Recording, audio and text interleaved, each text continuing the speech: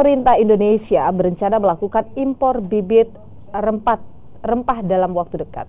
Wacana impor bibit rempah untuk mendukung wacana Indonesia sebagai negara kaya rempah. Rencana impor bibit rempah ini diungkapkan Menteri Pertanian Amran Sulaiman saat menghadiri rapat koordinasi se-Sulawesi Selatan di Makassar. Bibit yang akan diimpor diantaranya lada, cengkeh, pala, dan juga kopi. Untuk mendukung impor ini, pemerintah telah menyiapkan anggaran 5,6 triliun rupiah. Nantinya bibit ini akan disebar di wilayah Sulawesi, Maluku, dan Sumatera.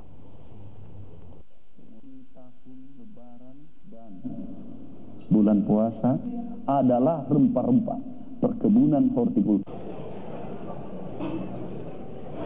Sekarang atas instruksi Bapak Presiden, kita gerakan lagi berikutnya adalah gerakan bangkitkan rempah-rempah, rebut kembali rempah-rempah, kejayaan rempah-rempah di Indonesia, perkebunan dan hortikultura.